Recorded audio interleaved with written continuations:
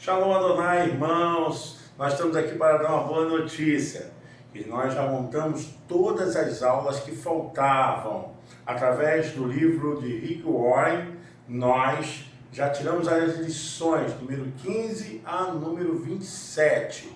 Já estaremos realizando esse sonho. Cada aluno, cada professor terá essa lição direto do próprio autor. Nós conseguimos o material do próprio autor. Então, a primeira igreja de Nazaré em Olinda, o Ministério MED, já está suprimindo essa dificuldade que tínhamos das lições que não foram dadas através da escola dominical. Mas agora já estamos resolvendo isso e, se Deus quiser, vamos até o final com o nosso propósito, com a nossa visão. Em nome de Jesus. Muito obrigado. Shalom. Uma vida com propósitos, de Rick Warren. Restaurando a comunhão. Deus restaurou o nosso relacionamento consigo mesmo por meio de Cristo e nos deu o ministério de restaurar relacionamentos. 2 Coríntios, capítulo 5, versículo 18. Sempre vale a pena restaurar relacionamentos. Uma vez que a vida consiste em aprender a amar, Deus quer que valorizemos os relacionamentos e nos esforcemos para mantê-los, em vez de descartá-los sempre que houver desacordo, mágoa ou conflito. Na verdade, a Bíblia diz que Deus nos deu o ministério de restaurar relacionamentos. 2 Coríntios, capítulo 5, versículo 18. Por esse motivo, boa parte do Novo Testamento é dedicada a nos ensinar como lidar uns com os outros.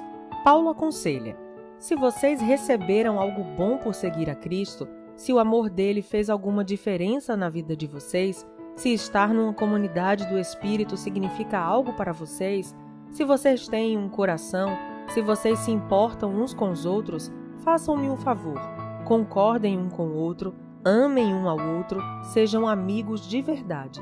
Filipenses capítulo 2, versículos 1 e 2. Paulo ensina que a habilidade no trato com as pessoas é um dos traços do cristão maduro. Romanos capítulo 15, versículo 5. O desejo de Cristo é que sua família seja conhecida pelo amor entre seus membros. Por isso, romper a comunhão é um testemunho deplorável para os não cristãos. Esse foi o motivo de Paulo ficar tão envergonhado quando os membros da igreja de Corinto se dividiram em facções opostas, chegando até mesmo a brigar na justiça comum. Em sua carta, ele lamenta: que vergonha! Será que entre vocês não existe alguém com bastante sabedoria para resolver uma questão entre irmãos? 1 Coríntios capítulo 6, versículo 5. Ele ficou escandalizado ao descobrir que não havia ninguém maduro na igreja para resolver o conflito pacificamente. Na mesma carta, declara: tenho uma preocupação séria a compartilhar com vocês, meus amigos, pela autoridade de Jesus nosso Senhor. Tentarei ser o mais direto possível. Vocês precisam aprender a entrar em acordo. Devem ter consideração uns pelos outros, cultivando a vida em comum. 1 Coríntios capítulo 1, versículo 10. Se você deseja a bênção de Deus em sua vida e quer ser conhecido como filho de Deus, aprenda a ser um pacificador. Jesus disse: Deus abençoa os que trabalham pela paz, pois eles serão chamados filhos de Deus. Mateus capítulo 5, versículo 9. Note que Jesus não disse: bem-aventurados os que amam a paz, pois todo mundo ama a paz. Nem disse: bem-aventurados os pacíficos, que nunca se incomodam com nada. Ele chama bem-aventurados os que trabalham pela paz, aqueles que procuram efetivamente solucionar conflitos. Pacificadores são raros porque promover a paz é um trabalho muito difícil. Você foi formado para ser parte da família de Deus, e o segundo propósito da sua vida aqui é aprender a amar e a se relacionar com as pessoas. Por isso, promover a paz é uma das habilidades mais importantes que você deve desenvolver. Infelizmente, a maioria de nós jamais aprendeu a resolver conflitos. Promover a paz não é evitar conflitos. Fugir de um problema, fingindo que ele não existe ou ter medo de falar sobre o assunto, é na verdade covardia. Jesus, o príncipe da paz, nunca teve medo de conflitos. Em determinada ocasião, ele provocou o conflito para o bem de todos. Há momentos em que devemos evitar o conflito, mas há ocasiões em que precisamos criá-lo e situações em que precisamos solucioná-lo. Por isso, precisamos orar pedindo a contínua direção do Espírito Santo. Promover a paz também não é apaziguar. Ceder o tempo todo, agir com subserviência e permitir que os outros sempre o reprimam não era o que Jesus tinha em mente. Ele se recusou a ceder em muitas questões, sustentando seus argumentos diante de qualquer oposição diabólica. Como restaurar um relacionamento? Como cristãos, Deus nos chamou para que ajustássemos nossos relacionamentos uns com os outros. 2 Coríntios, capítulo 5, versículo 18. Seguem 7 passos bíblicos para a restauração da comunhão. Primeiro, fale com Deus antes de falar com a pessoa. Converse com Deus a respeito do problema. Se você orar a respeito do conflito, em vez de se juntar a alguém para murmurar, descobrirá que, em geral, ou Deus muda seu coração, ou muda o coração da outra pessoa, sem sua ajuda. Todos os relacionamentos seriam mais tranquilos se você tão somente orasse mais a respeito deles. Assim como Davi compôs os salmos, use a oração para desabafar verticalmente. Conte a Deus suas frustrações. Clame por ajuda. Ele nunca fica surpreso ou aborrecido com sua raiva, mágoa, insegurança ou qualquer outra emoção. Portanto, diga-lhe exatamente como se sente. A maioria dos conflitos tem raízes em necessidades não satisfeitas. Algumas dessas necessidades só podem ser alcançadas por Deus. Quando você espera que uma pessoa, amigo, mulher, chefe ou membro da família, satisfaça uma necessidade que somente Deus pode atender, está se candidatando à amargura e à decepção. Ninguém pode suprir todas as suas necessidades, exceto Deus. O apóstolo Tiago observa que muitos de nossos conflitos acontecem por falta de oração. De onde vêm as guerras e contendas que há entre vocês? Vocês cobiçam coisas, mas não as têm. Não as têm porque não pedem. Tiago, capítulo 4, versículos 1 e 2. Em vez de confiar em Deus, preferimos crer que os outros nos farão felizes e então ficamos furiosos quando eles nos decepcionam. Deus, porém, está dizendo: por que você não vem primeiro a mim? Segundo, tome sempre a iniciativa. Não importa se você ofendeu ou foi ofendido. Deus espera que você dê o primeiro passo. Não espere pela outra parte, vá primeiro a ela. Restaurar a comunhão perdida é tão importante que Jesus lhe deu precedência até mesmo sobre o culto de adoração. É assim que eu quero que vocês se conduzam. Se alguém estiver no local do culto prestes a fazer uma oferta e de repente se lembrar de um amigo que tem algum ressentimento contra ele, deixe de lado a oferta, saia imediatamente, procure o amigo e conserte a situação. Depois de fazer isso, então poderá voltar e oferecer seu culto a Deus. Mateus, capítulo 5, versículos 23 e 24. Quando a comunhão é prejudicada ou rompida, planeje imediatamente uma conferência de paz. Não fique adiando, arrumando desculpas, nem prometendo. Resolvo isso qualquer dia desses. Programe um encontro o mais rápido possível. Demora só aprofunda ressentimentos e pioram a situação. Quando se trata de conflitos, o tempo não cura nada, pelo contrário, as mágoas tornam-se mais profundas. Agir rapidamente também evita que os danos espirituais sejam maiores. A Bíblia diz que o pecado, incluindo os conflitos não resolvidos, bloqueia a comunhão com Deus e impede que as orações sejam respondidas. Provérbios, capítulo 28, versículo 9 e 1 Pedro, capítulo 3, versículo 7. Além de nos tornar infelizes. Os amigos de Jó lembraram-no de que ficar desgostoso e amargurado é loucura, é falta de juízo que leva à morte. Disseram-lhe também: com a sua raiva você só está se ferindo. Jó, capítulo 5, versículo 2 e capítulo 18, versículo 4. Normalmente, o sucesso de uma conferência de paz depende da escolha do momento e do local adequado. Não se reúna se você estiver cansado, apressado ou tiver de ser interrompido. O melhor momento é quando ambos estiverem tranquilos. Terceiro, demonstre compaixão pelos sentimentos dos outros. Use mais os ouvidos que a boca. Antes de procurar solucionar qualquer desavença, você deve primeiro levar em consideração os sentimentos das pessoas. Paulo aconselha que ninguém procure somente os seus próprios interesses, mas também os dos outros. Filipenses capítulo 2, versículo 4. O verbo procurar é a tradução do grego skopos, do qual formamos as palavras telescópio e microscópio. Significa estar alerta, observar. Concentre-se em seus sentimentos, não nos fatos. Comece pela compaixão, não pela solução do problema. Não comece tentando arrancar das pessoas o que elas sentem. Ouça-as apenas, deixando que se descarreguem emocionalmente sem ficar na defensiva. Concorde com a cabeça, sinalizando que compreende, mesmo que tenha outra opinião. Os sentimentos nem sempre são verdadeiros ou lógicos. Na verdade, os ressentimentos nos fazem agir e pensar como tolos. Davi admitiu certa vez: "O meu coração estava cheio de amargura e eu fiquei revoltado. Eu não podia compreender, ó Deus. Era como um animal, sem entendimento." Salmos 73, versículos 21 e 22. Todos agimos como bestas feras quando estamos feridos. Em contrapartida, a Bíblia diz: "A sabedoria do homem lhe dá paciência, sua glória é ignorar as ofensas." Provérbios 19, 11. A paciência tem origem na sabedoria, e a sabedoria tem origem no fato de ouvir a perspectiva dos outros. Quando ouve, você está dizendo: "Valorizo sua opinião.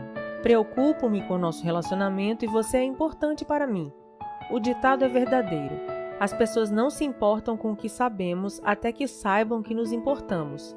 Para restabelecer a comunhão, é preciso carregar o fardo de termos consideração para com as dúvidas e temores de outras pessoas. Agrademos ao outro e não a nós próprios, e façamos aquilo que é para o seu bem. Romanos, capítulo 15, versículo 2. É torturante absorver pacientemente a raiva dos outros, sobretudo quando ela é infundada. Mas lembre-se, foi isso que Jesus fez por você. Ele suportou uma fúria infundada e maliciosa para salvá-lo, pois não buscou sua própria satisfação, mas conforme está escrito: "Os insultos dos que te injuriaram caíram sobre mim." Romanos capítulo 15, versículo 3. Quarto, confesse sua parte no conflito. Se você realmente deseja restaurar um relacionamento, comece admitindo os próprios erros e transgressões.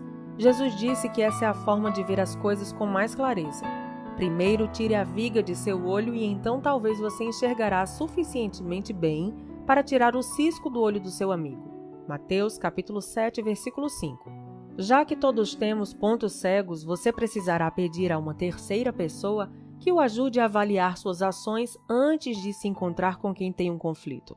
Também peça a Deus que lhe mostre quanto você mesmo contribuiu para o problema. Pergunte: sou eu o problema? Estou sendo irrealista, insensível ou sensível demais? A Bíblia diz: se afirmarmos que estamos sem pecado, enganamos a nós mesmos, e a verdade não está em nós. 1 João, capítulo 1, versículo 8. A confissão é uma ferramenta poderosa para a reconciliação. Não raro, a forma de lidarmos com o conflito cria um problema ainda maior. Quando você começa admitindo humildemente os erros, isso neutraliza a raiva da outra pessoa e a deixa desarmada, porque ela provavelmente esperava que você ficasse na defensiva. Não dê desculpas nem transfira a culpa. Apenas confesse sinceramente qualquer participação que tenha tido no conflito. Aceite a responsabilidade pelos erros e peça perdão. Quinto, invista contra o problema, não contra a pessoa. Não há como solucionar o problema se você estiver preocupado em identificar a culpa. Você terá de fazer uma escolha. A Bíblia diz: a resposta cortês abranda a fúria, mas a língua afiada incita a ira. Provérbios capítulo 15, versículo 1. Você nunca se fará entender estando zangado, por isso escolha cuidadosamente as palavras. A resposta branda é sempre melhor que o sarcasmo. Na solução de conflitos, a maneira de falar é tão importante quanto o que se fala. Se você expressar de forma ofensiva, a outra pessoa ouvirá de forma defensiva.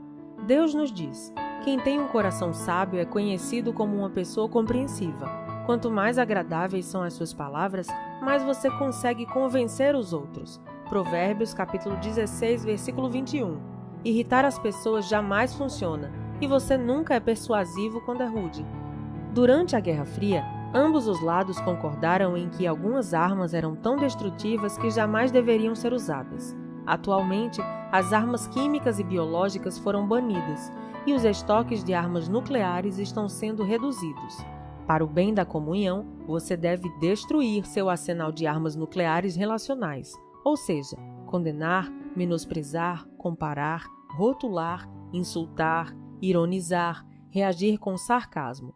Paulo resume tudo isso desta forma: Não digam palavras que fazem mal aos outros, mas usem apenas palavras boas que ajudem os outros a crescer na fé e a conseguir o que necessitam, para que as coisas que vocês dizem façam bem aos que ouvem. Efésios capítulo 4, versículo 29. Sexto, coopere tanto quanto possível. Paulo disse: façam todo o possível para viver em paz com todas as pessoas. Romanos capítulo 12, versículo 18. A paz sempre tem uma etiqueta de preço. Às vezes custa nosso orgulho e quase sempre custa nosso egoísmo. Pelo bem da comunhão, faça o melhor que puder para chegar a um acordo. Adapte-se aos outros e mostre preferência pelas necessidades deles.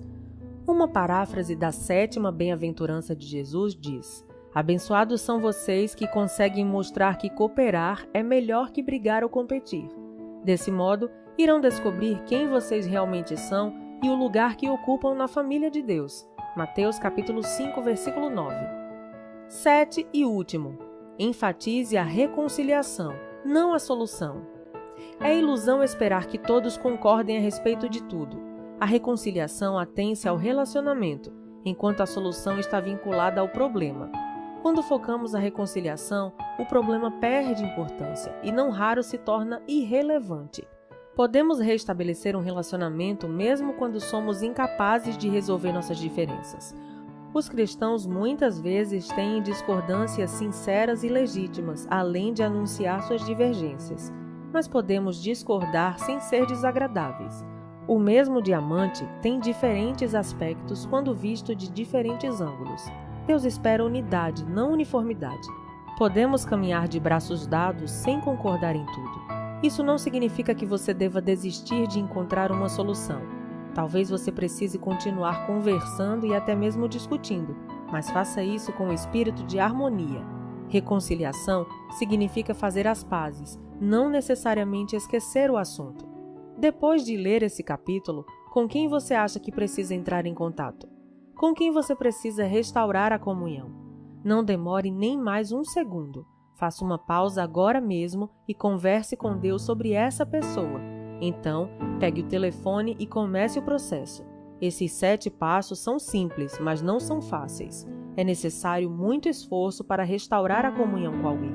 Foi por isso que Pedro recomendou: esforcem-se para viver em paz com os outros. 1 Pedro capítulo 3, versículo 11.